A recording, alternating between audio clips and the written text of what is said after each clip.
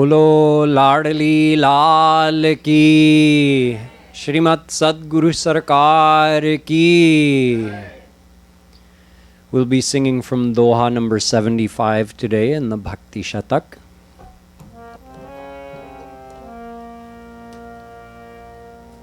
जय राधे कृष्ण राधे राधे राधे कृष्ण राधे।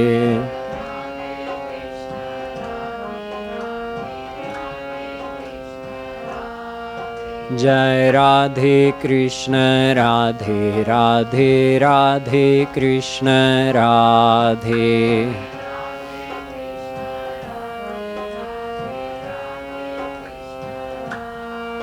जय राधे कृष्ण राधे राधे राधे कृष्ण राधे।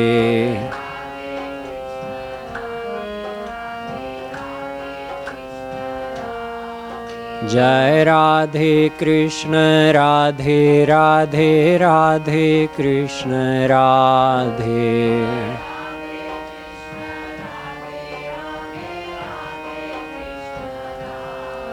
जय राधे कृष्ण राधे राधे राधे कृष्ण राधे।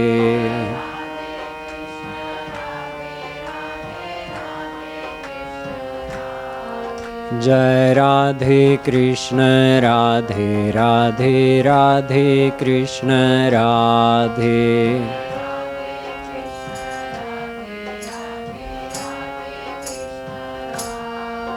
जय राधे कृष्ण राधे राधे राधे कृष्ण राधे।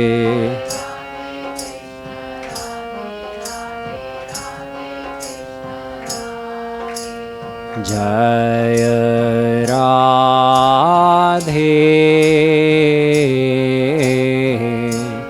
जय राधे राधे।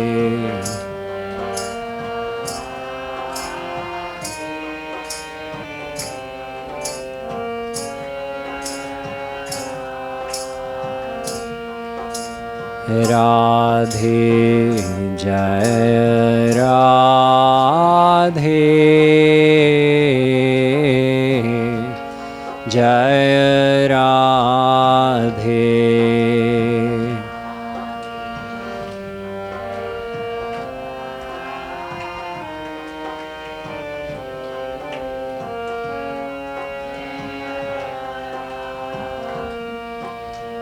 कृष्ण जय कृष्ण जय कृष्ण।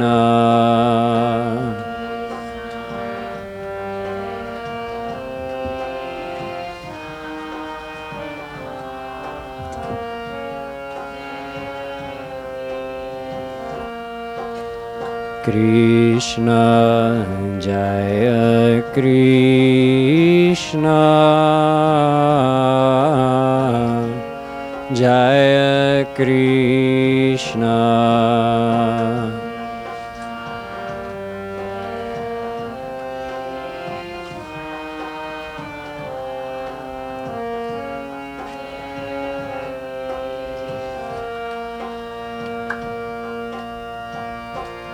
मन मोहन भजन कर, मन मन मोहन भजन कर। सहज स्नेही मान राधे राधे।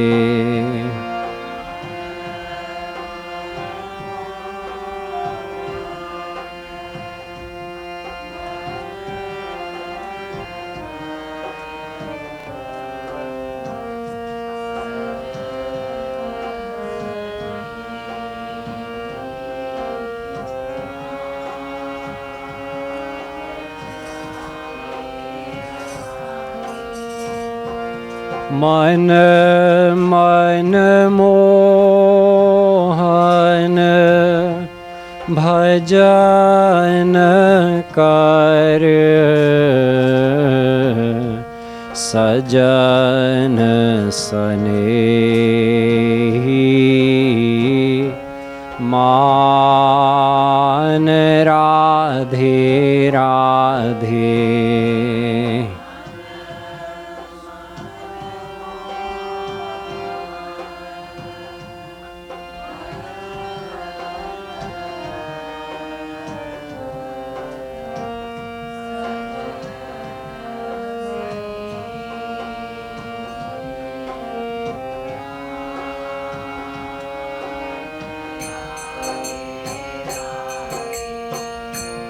बिनु ही बुलाए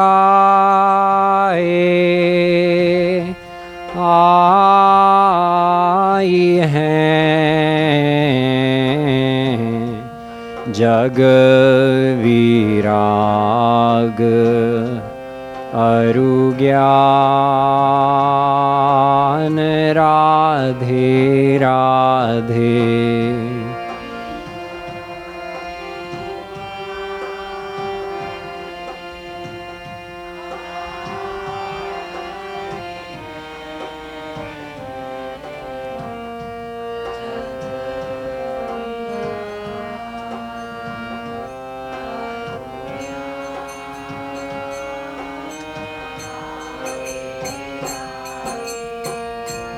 बिनु ही बुलाए आई हैं जग विराग अरु ज्ञान राधे राधे।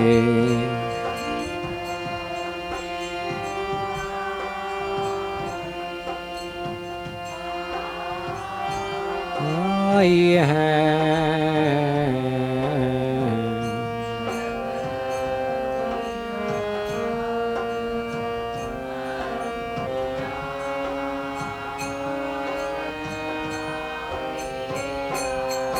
जय राधे कृष्ण राधे कृष्ण राधे कृष्ण राधे।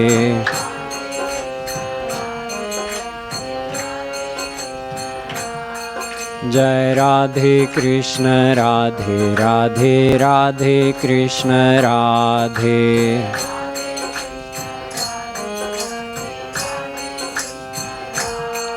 जय राधे कृष्ण राधे राधे राधे कृष्ण राधे।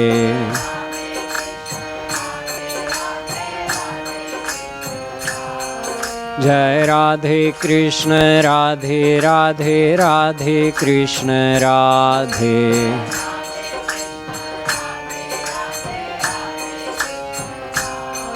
जय Radhe Krishna Radhe Radhe Radhe Krishna Radhe.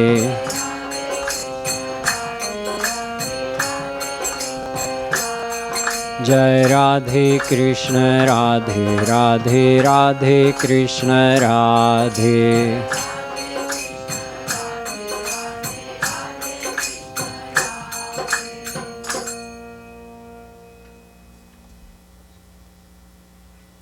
In this Bhakti Shatak,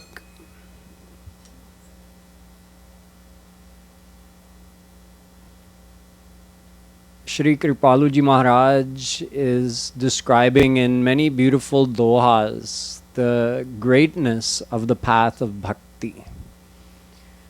This doha tells us something amazing about bhakti. A lot of people think that, meaning people who don't really understand what bhakti is, they think that bhakti is just attachment of the mind, which is considered in a spiritual sense. People think, oh no, attachment is bad. And bhakti is just attachment. It's like a weakness of the mind. On the path of Gyan, on the path of Yoga, we detach our mind from the world using our force of will. We keep our mind out of worldly things. The path of bhakti, oh, you just love Krishna. So it's just attachment of the mind. They think it's not a great thing. So here, Shri Kripaluji Maharaj is explaining that that attachment to Shri Krishna is very powerful. Namaya veshitadhyam. In the Bhagavatam, Shri Krishna says, the one who attaches their mind to me, all of their worldly desires get burnt forever. Like a seed that you put in the oven. Before you roast it, the seed has the power to germinate. But once it's been roasted, that power is finished forever. The seed of Mayic desires that lies in our heart gets roasted by our love for Shri Krishna. Love for God is no small thing. It's the most powerful thing. It is deceptive because sometimes people think when something is simple to explain or easy in terms of practice, that maybe it's not as powerful. But just because attaching your mind to Shri Krishna is a very simple thing to practice, doesn't mean that it's not powerful. In fact, it's the most powerful. So Shri Maharaj Ji here says, Man Mohan. Man Mohan means Shri Krishna, the stealer of hearts. O my heart, attach yourself to the stealer of hearts, Shri Krishna. Bhajan kar. Love him, do devotion to him, adore him. Sajana sanehi man. Knowing him to be the beloved of your soul. Knowing him to be your everything. And then what will happen? Binu hi bulaye aayi hain, jag virag aru gyan. Bhakti pareshanubhavo virakti ranyatra traishatrika ekakala. Also in the Bhagavatam, it's explained that Gyan and Vairagya rise as bhakti develops in our heart.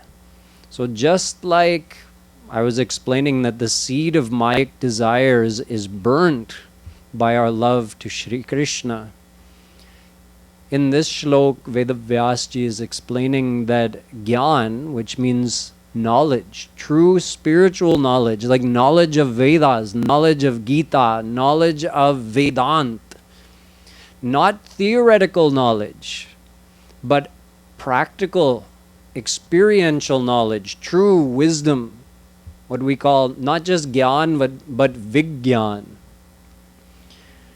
That knowledge is received automatically to the extent that our mind is attached to Shri Krishna. It happens automatically, just like you eat. When you eat, what happens? Do you have to independently of your eating, do you have to supplement eating by thinking, okay, now what has to happen in my stomach? Which gastric juices have to be secreted in my stomach in order to digest the type of food I just ate? And then how does it go into the small intestine? And from there, how is it absorbed into the bloodstream? And then from there, how does it actually become blood or muscle or bone marrow, etc.? You don't have to think about all of that. You just eat and it happens automatically. And through that, every cell of your body is nourished and strengthened just by eating. Similarly, you don't have to supplement the practice of bhakti with any other path or practice. All you have to do is lovingly attach your mind to Shri Krishna, and the experiences that come through the path of bhakti, experiences meaning your experience of your love for Shri Krishna, of his closeness, your experiences in Rup Dhyan. Through that you gain actual knowledge, practical gyan, and automatically you get virakti as well. Virakti means detachment from the world. So you see, those who think that, oh, okay, bhakti is fine, you're attaching your mind to Krishna, okay. Well, it's not just a casual thing. By attaching your mind to Shri Krishna, you gain true spiritual knowledge, and your mind gradually detaches itself from the world. So these two great things, which are held in such high esteem by spiritually minded people, knowledge and detachment, they develop automatically by practicing bhakti. To whatever extent our mind is attached to Shri Krishna, to the same extent Gyan and Vairagya develop in the mind. So I'll briefly explain in Hindi as well. यहाँ बताया गया है कि भगवान में आसक्ति होना छोटी चीज़ नहीं है, बहुत बड़ी चीज़ है. कुछ भोले लोग समझते हैं कि हाँ, भक्ति तो आसक्ति है और भगवान के मार्ग में आसक्ति छोड़नी है, विरक्ति और ज्ञान चाहिए. भक्ति तो अटैचमेंट है, कुछ भोले लोग ऐसे कहते हैं. यहाँ कृपालु जी महाराज समझा रहे हैं कि नहीं नहीं, संसारी आसक्ति दुख का मूल है, लेकिन भगवान में आसक्ति होना, उससे तो सारी प्रॉब्लम्स चली जाती हैं. केवल भगवान में आसक्ति होने से ज्ञान और वैराग्य अपने आप पैदा होते हैं. क्योंकि जितनी आसक्ति होती है भगवान में, उतनी अंतःकरण शुद्धि होगी और अपने आप अनुभव हो जाएगा कि भगवान हैं, हमारे साथ हैं, उनको देख सकता हूँ, उनसे बात कर सकता हूँ. ये महसूस होता है रूप ध्यान में जब हम साधना करते हैं, तो उससे सचमुच ज्ञान होता है. क्योंकि फिर हम मानते हैं. पहले ज्ञान तो शाब्दिक ज्ञान होता है, मतलब हमने सुना है, हमने जान लिया है कि भगवान हैं, सर्वव्यापक हैं, हमेशा हमारे साथ हैं, हमारे सर्वस्व हैं. हमने सुन लिया, पढ़ लिया, जान लिया, लेकिन माना नहीं. लेकिन अब जब हम साधना करते हैं और ये महसूस होता है, तब हम मानते हैं कि हाँ, सचमुच ऐसा है, मैंने इसका अनुभव किया है, इसकी अनुभूति हो गई है. भले ही दिव्य दर्शन नहीं हुआ अभी तक, ठीक है, लेकिन थोड़ा बहुत अनुभव हुआ, तो अब मानने लगा. और मानने का मतलब है सचमुच समझ लिया. ये जो तत्व ज्ञान है वेदों में, शास्त्रों में, उसमें क्या लिखा है, वही 2-3 बात बार बार अलग अलग रूपों में बताए गए हैं कि भगवान तुम्हारे हैं, ये संसार नश्वर है, ये शरीर नश्वर है, भगवान हमेशा तुम्हारे साथ हैं. ये तो हमने बहुत बार सुन लिया है, लेकिन कभी माना नहीं, क्योंकि एक्सपीरियंस नहीं है. तो जितना अटैचमेंट होगा भगवान में, उतना ऑटोमेटिकली ज्ञान हो जाएगा. और एक और चीज़ होती है वैराग्य, विरक्ति. क्योंकि जितना भगवान से प्रेम होगा,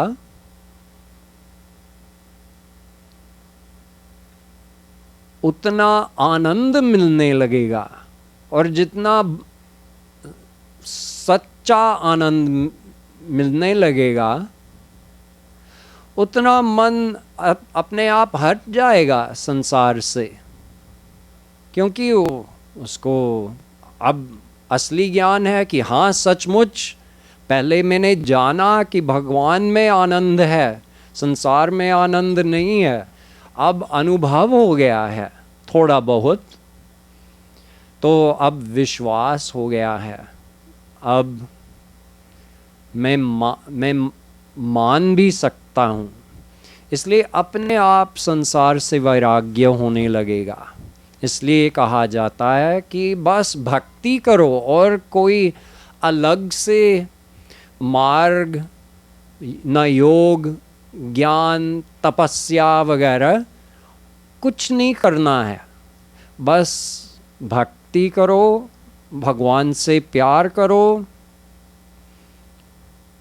और अपने आप ज्ञान और वैराग्य मिल जाएगा, ऐसा बताया गया इस दोहे में। अगले दोहे में एक और महत्वपूर्ण बात बताई गई है।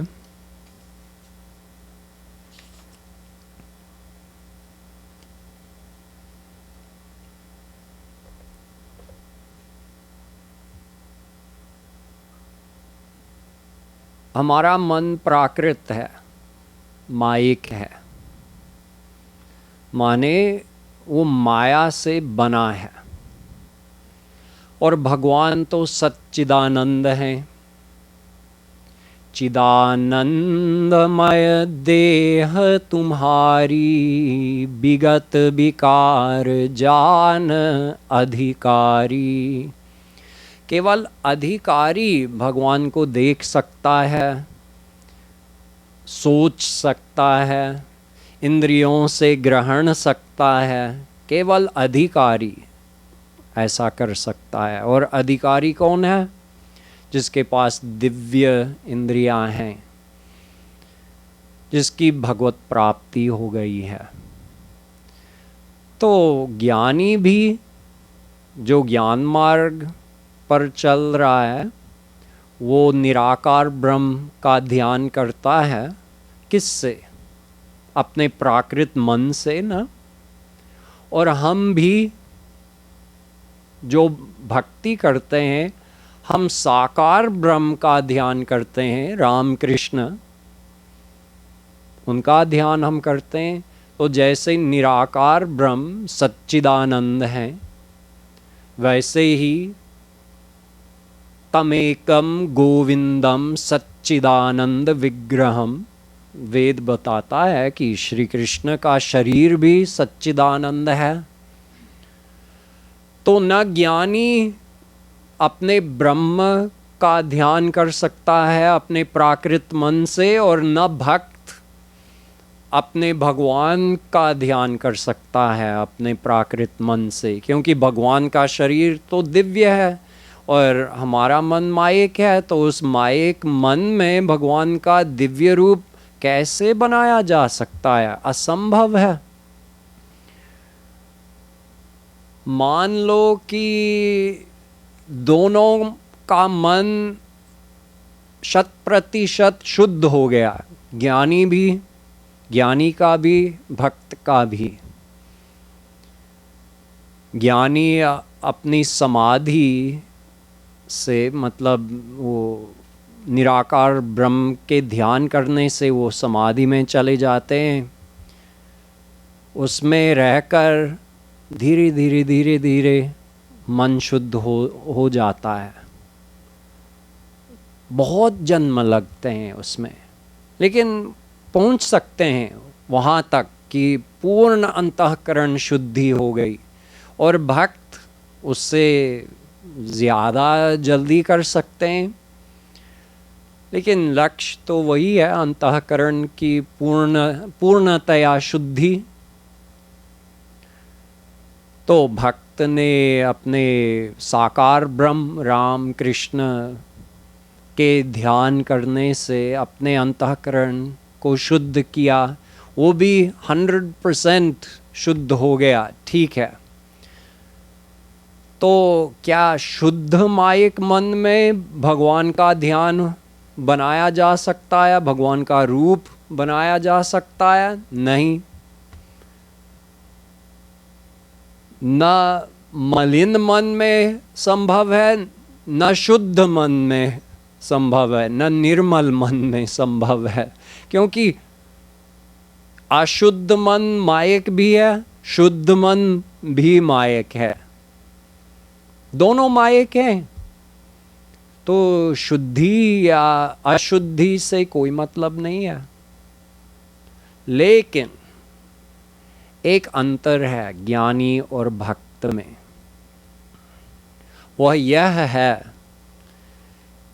कि ज्ञानी को भगवान की कृपा नहीं मिलती, क्योंकि जैसे मैंने पहले बताया है, निराकार ब्रह्म कृपा नहीं करते, कुछ नहीं करते, न सुनते, न देखते, न सोचते, न इच्छा करते, न करते, कुछ नहीं करते, तो कृपा भी नहीं करते।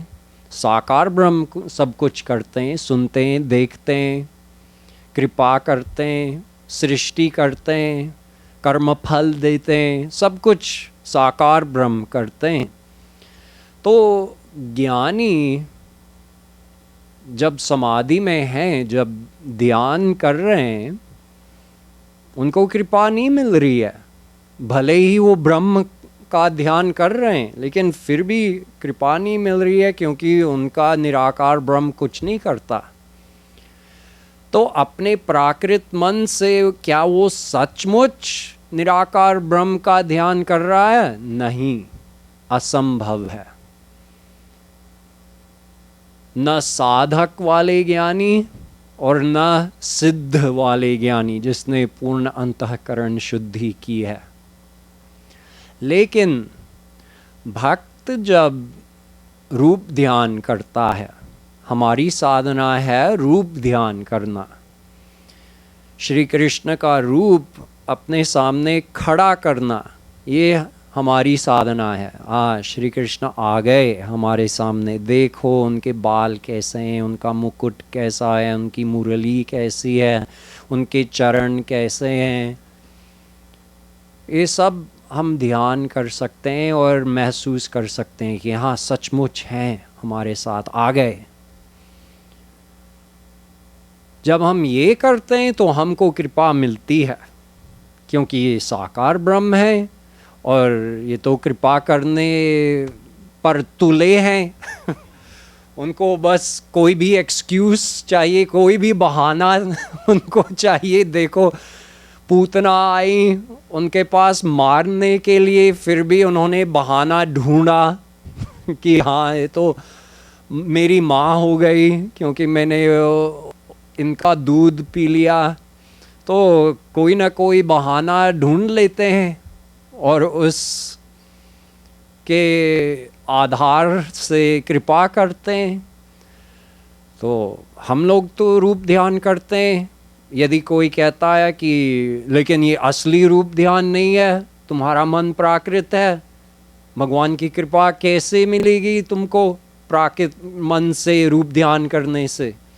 नहीं नहीं, श्री कृष्ण कहते हैं मैं मानता हूँ मुझे बहाना मिल गया, अब तुमने कोशिश की है, तुमने चेष्टा की है, बस उतना ही चाहिए मुझे। तुमने चेष्टा किया, मैंने कृपा किया। तो हमको कृपा मिलती है जब हम रूप ध्यान करते हैं। इसलिए हमारा बनाया हुआ रूप पूरा प्राकृत नहीं है। जितनी श्रद्धा है, जितना अटैचमेंट है भगवान में, उतनी कृपा मिलती है। और कृपा जो है वो स्वरूप शक्ति है, दोनों एक ही हैं। कभी कभी हम कृपा शक्ति कहते हैं, कभी कभी हम स्वरूप शक्ति कहते हैं। तो ये स्वरूप शक्ति दिव्य शक्ति है, भगवान की अंतरंगा शक्ति शक्ति है, पर्सनल पावर, वो समा जाती है हमारे अंतःकरण में धीरे धीरे। जितना रूप ध्यान हमने किया है, उतनी कृपा मिली है, उतनी स्वरूप शक्ति समा जाती है हमारे रूप ध्यान में। तो वो परसेंटेजेस में होता जाता है, 10% समा गई, 20% समा गई, 50% समा गई। तो जितनी स्वरूप शक्ति समा गई हमारे अंतःकरण में, उतना असली रूप ध्यान हम करते हैं उनकी कृपा से। तो वो केवल कल्पना नहीं है, सचमुच श्री कृष्ण हैं हमारे रूप ध्यान में। ये अंतर है ज्ञानी और भक्त में।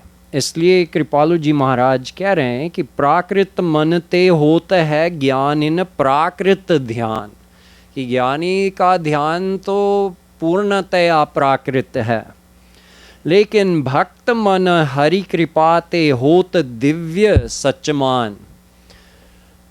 जब हमारा मन 100% भगवान से शरणागत हो जाता, उसका मतलब क्या हुआ कि 100% अटैचमेंट हुआ, और उसका मतलब है कि 100% स्वरूप शक्ति समा गई। तो हमारा मन माइक नहीं रहा, वो दिव्य हो गया है।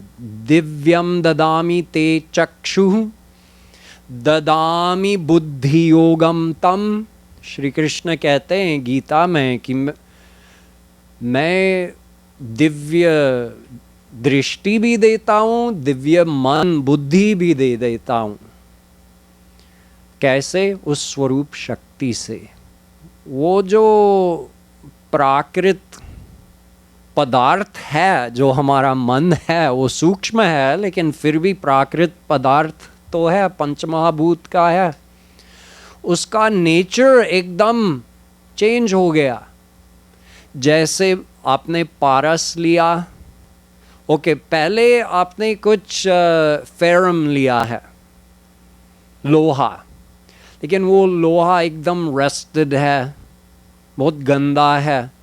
आपने उसको प्यूरिफाई किया है, उसको स्टेनलेस स्टील बना दिया है, लेकिन तभी भी लोहा है ना। उसका जो नेचर है वो तो बदला नहीं।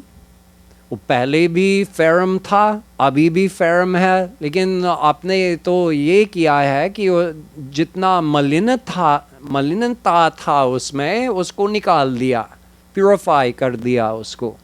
तो वो रस्टेड फेरम था, आपने उसको स्टेनलेस स्टील बना दिया, लेकिन अभी भी फेरम है। लेकिन अब आपने पारस मणि उसमें छुआ दिया, अब वो सोना बन गया।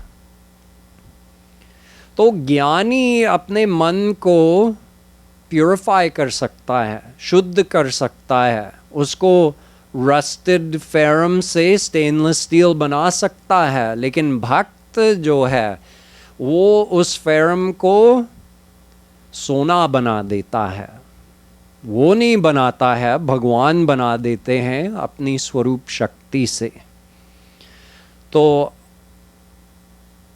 हम साधक लोग भी उस स्वरूप शक्ति युक्त धीरे धीरे होते जाते हैं, और जब हम पूर्ण शरणागत हो जाते हैं, तब हम सिद्ध हो जाते हैं, तब हमारा मन स्वरूप शक्ति का रूप बन जाता है, वो भी सच्चिदानंद बन जाता है। तब हम भगवान का असली दर्शन कर सकते हैं और भगवान का असली ध्यान कर सकते हैं। So I'll briefly recap that in English, that just as some people they underestimate the power of bhakti by thinking it's a simple attachment of the mind to God, but as we learned in the previous doha, that attachment to God is so great that it automatically develops true spiritual knowledge and mental detachment from the world, just by attaching our mind to God. In this doha, Shri Kripaluji Maharaj has explained that even the meditation of the one who does bhakti, the one who meditates on the personal form of God, is not purely mayic. Although the mind is mayic, our mind is made of maya, both the mind of the bhakt, the one who is devoted to the personal form of God, and the mind of the jnani, the one who's worshipping God's impersonal form. But the difference is that since Nirakar Brahm, formless God, doesn't grace, doesn't do anything, so the jnani, whether the jnani's heart is partially pure or even when it reaches the state of full purity, he is never truly meditating on formless God, because God is divine and our mind is material. But in the case of the devotee, since our mind, although our mind is mayic, but since we're meditating on the personal form of God, we're meditating on Shri Krishna and He graces us.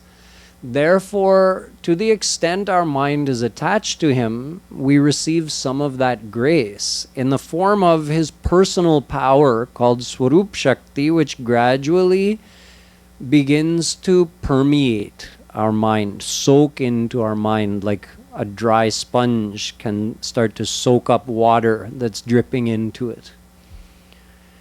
So on the basis of that Swarup Shakti, we're actually able to visualize Shri Krishna, meaning it's not a pure imagination when we visualize Him in our Rup Dhyan.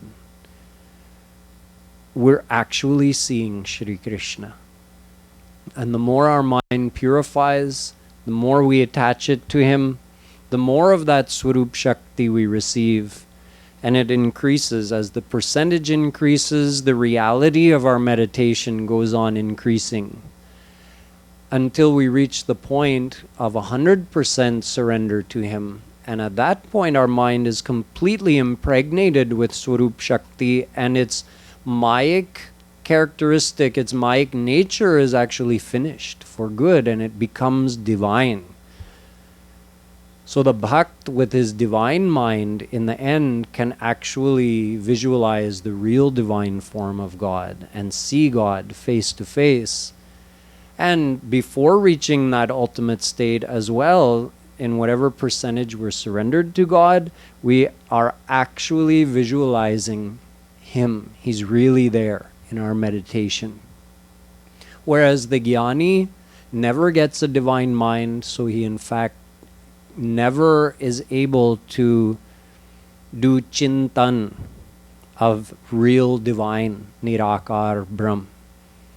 Not in his stage as a sadhak, and even after attaining the state of complete heart purification, he, even at that point, doesn't receive a divine mind, even though he's Jivan Mukt. So on the basis of his pure material mind, he experiences some kind of blissful state, but his mind never becomes divine. And when he leaves his body, his mayic mind, whatever was left of it, which is called Lesha Vidya, that is also removed. And he leaves his body, leaves his mind and senses, which all merges back into Maya, and he merges into formless God. So the jnani actually never experiences God directly in the way that the bhakt does. So we have to understand this. This is highly technical, but it's important to understand it so that we understand the greatness of bhakti. Bhakti should not be thought of as something that you do after you retire, or it's something the ladies do when they get together and do bhajans. Some people have this ignorant view of the path of bhakti. No, bhakti is supreme. It's the most powerful way of joining your mind with God and thus purifying your mind. So that's why Kripaluji Maharaj covers all of these points in these beautifully written and important dohas. Jai Radhe Krishna Radhe Radhe Radhe Krishna Radhe.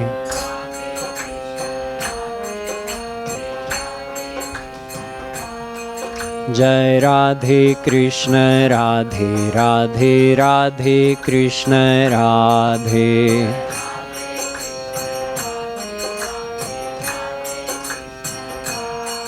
Jai Radhe Krishna Radhe Radhe Radhe Krishna Radhe.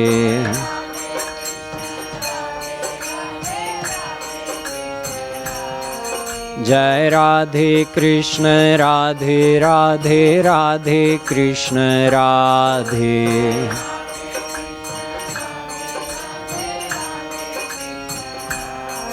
Jai Radhe Krishna Radhe Radhe Radhe Krishna Radhe.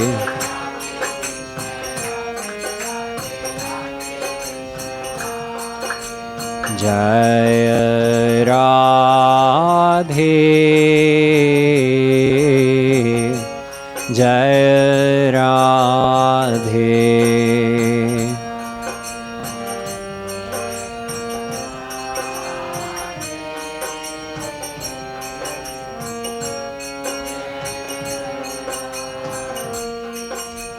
Krishna, Jaya Krishna, Jaya Krishna.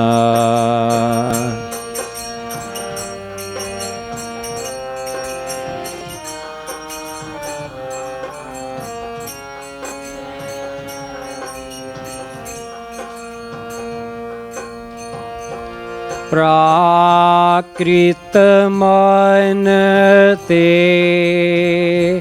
होत है, ज्ञानीन प्राकृत ध्यान राधे राधे।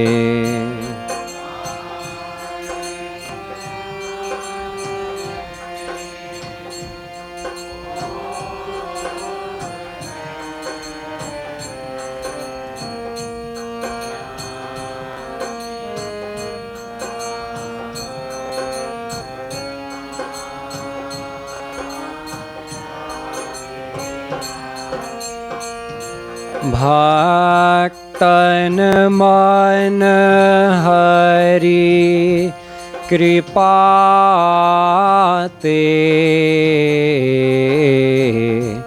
होत दिव्य सच मान राधे राधे।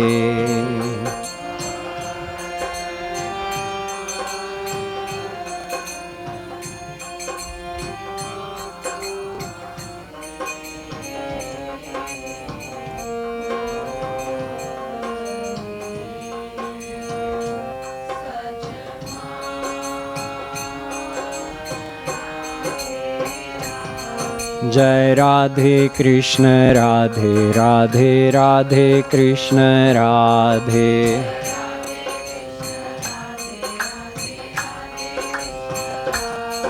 जय राधे कृष्ण राधे राधे राधे कृष्ण राधे।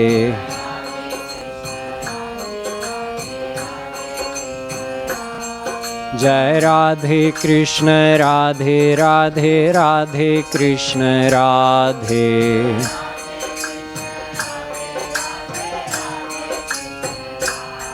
जय राधे कृष्ण राधे राधे राधे कृष्ण राधे।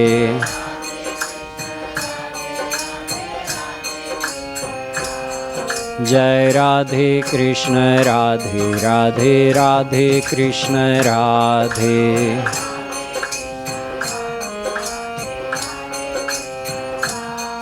जय Radhe Krishna Radhe Radhe Radhe Krishna Radhe.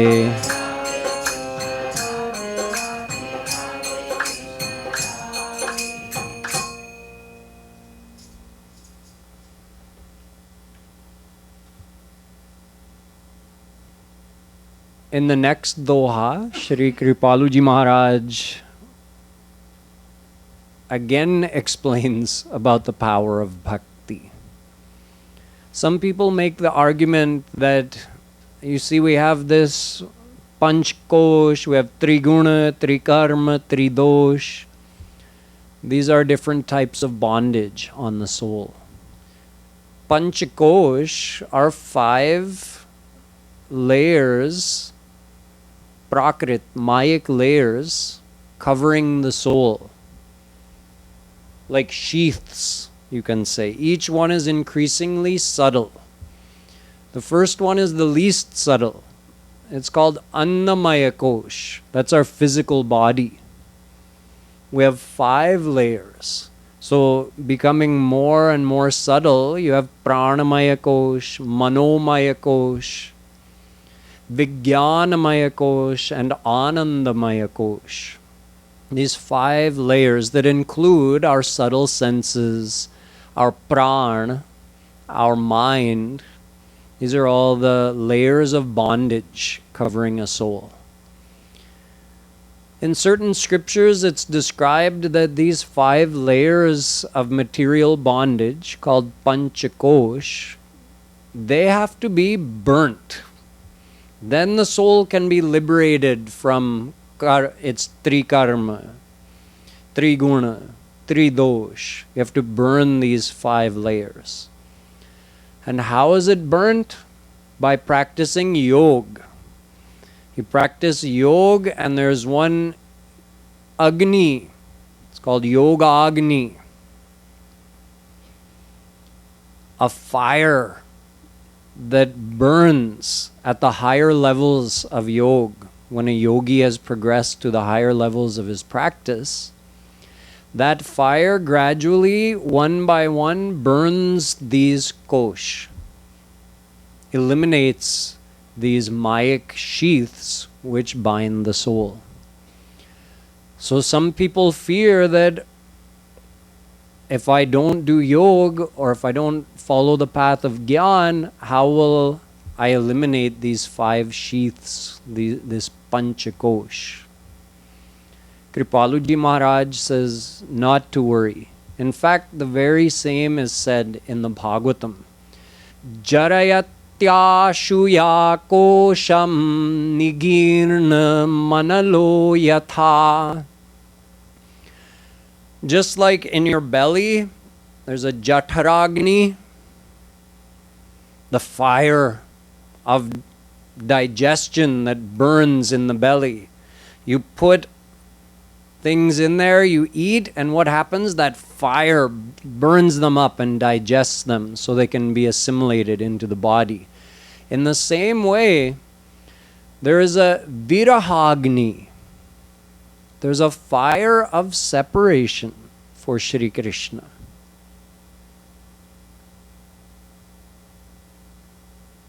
You can imagine it something like this. You know, when if something has made you very unhappy, you're really suffering, आपको बहुत दुख मिल रहा है, फिर आप रोते हैं. You're feeling so upset, and then you just cry. You feel a warmth in your chest. It doesn't happen every time you cry, but when you're feeling extremely upset about something and then you cry. When you cry, it causes a release. And through that release, somehow you feel some kind of warmth in your chest, and then you feel a relief. You feel much better. That's the only comparison I can give for a purely material thing to what this virahagni is like.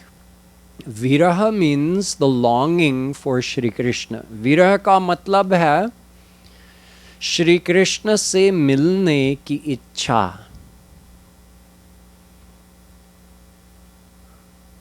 When you desire someone, you desire to be with them. That's called longing. That longing is called viraha because there's a heat associated with it.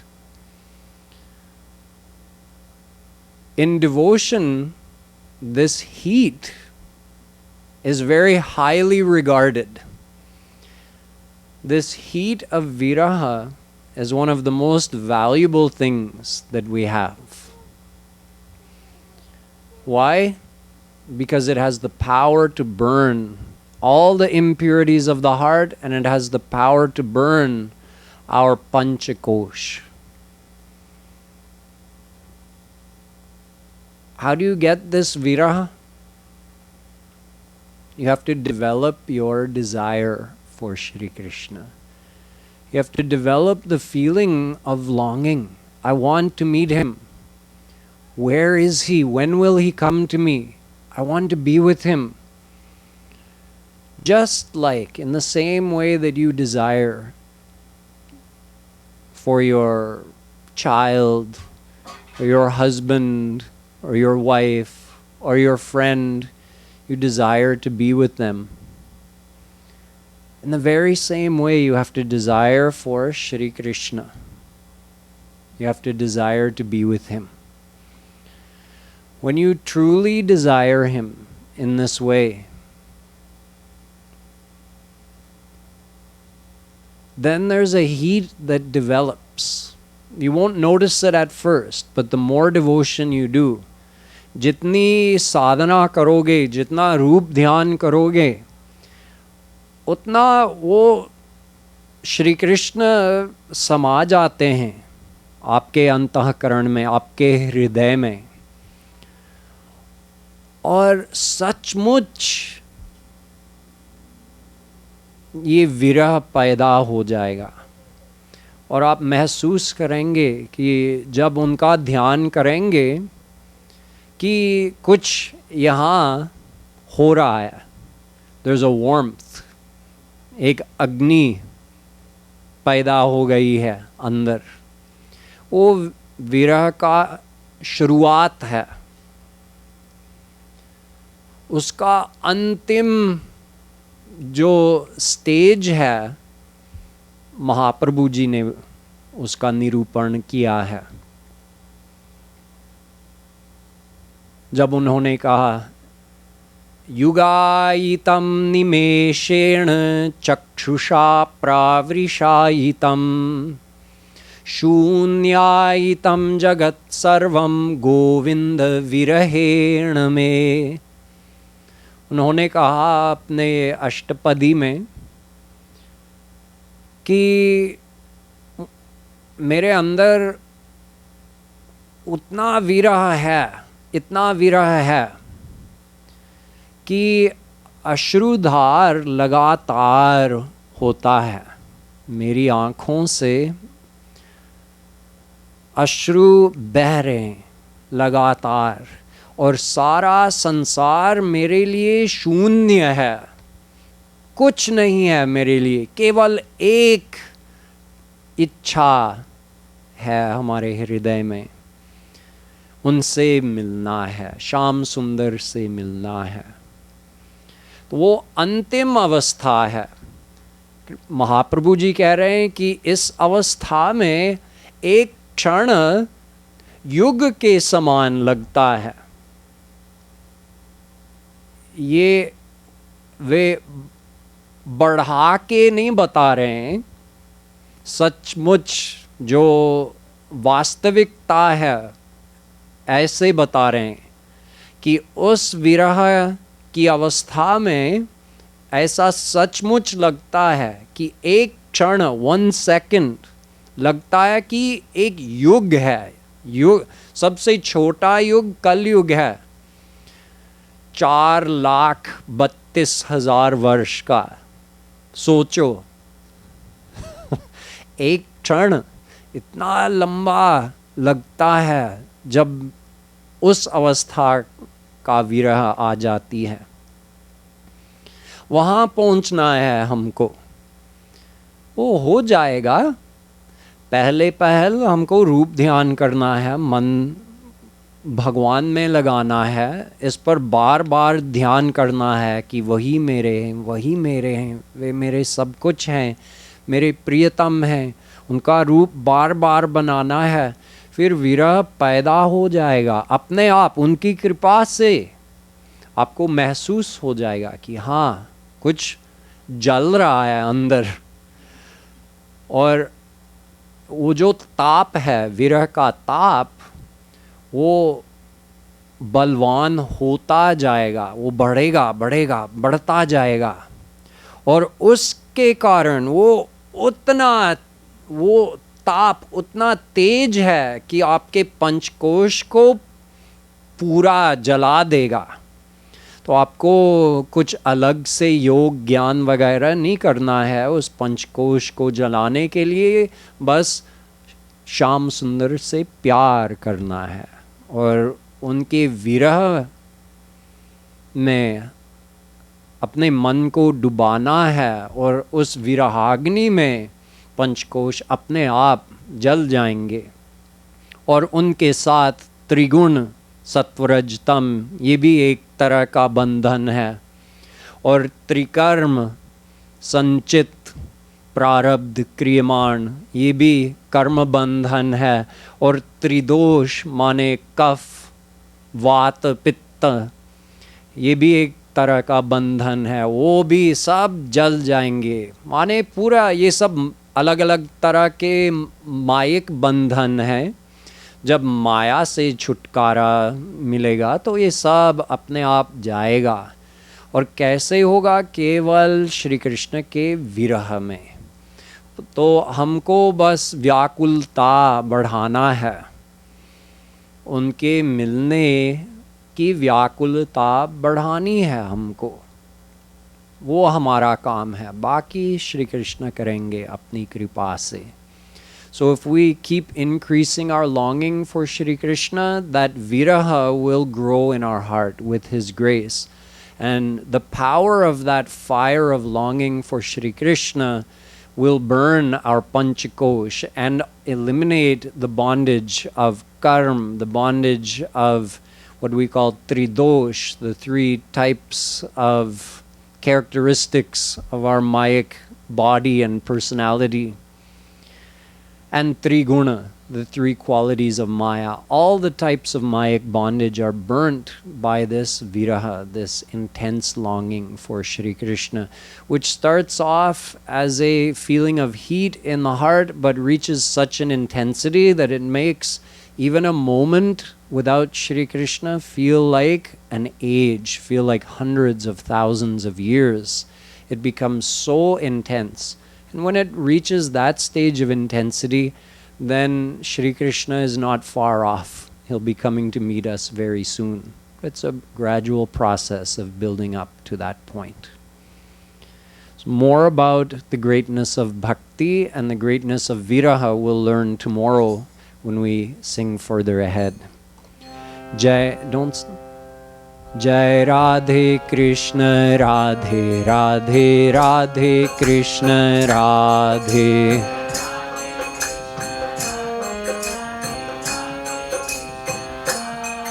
Jai Radhe Krishna Radhe Radhe Radhe Krishna Radhe.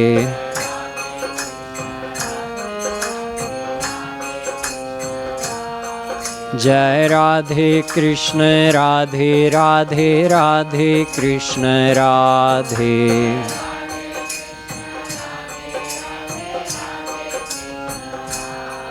Jai Radhe Krishna Radhe Radhe Radhe Krishna Radhe.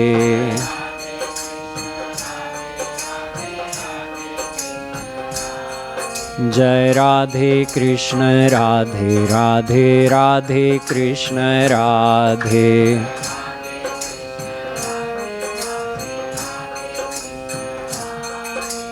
Jai Radhe,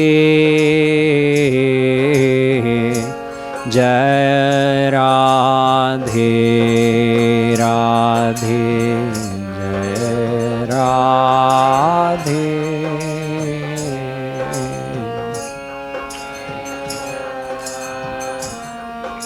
Radhe, Jai Radhe,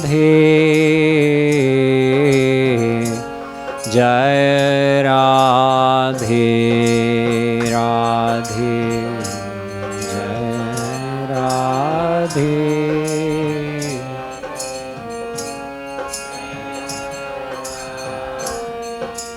Krishna Jaya Krishna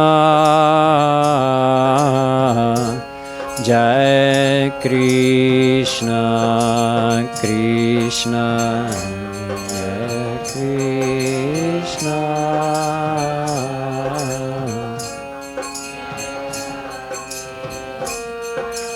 Krishna Jaya Krishna Jai Krishna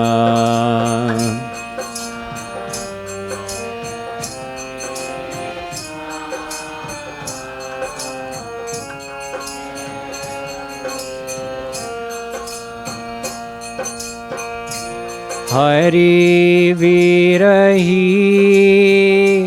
Virahagate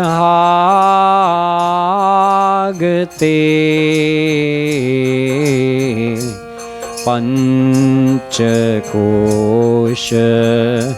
Jari Jai Radhe Radhe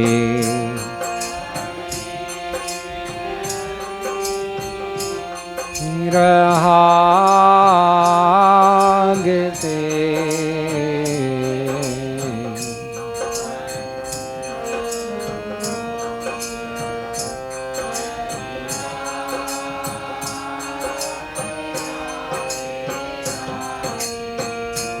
त्रिगुण त्रिकर्म त्रिदोष सब आपुनि जाय नसाय राधे राधे त्रिकर्म त्रिदोष सब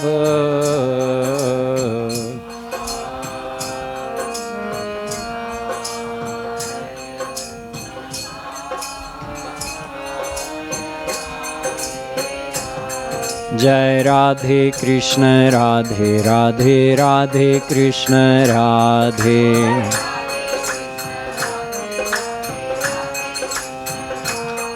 जय राधे कृष्ण राधे राधे राधे कृष्ण राधे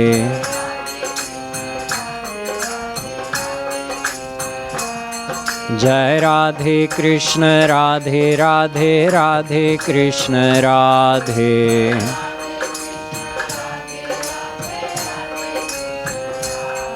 जय राधे कृष्ण राधे राधे राधे कृष्ण राधे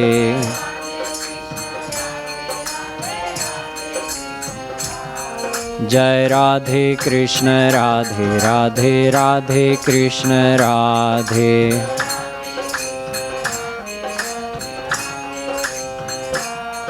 जय राधे कृष्ण राधे राधे राधे कृष्ण राधे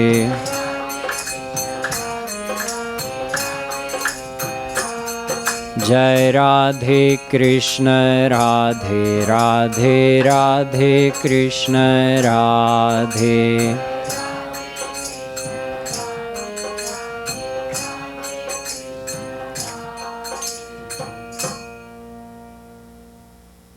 बोलो लाडली लाल की श्रीमद् सद्गुरु सरकार की।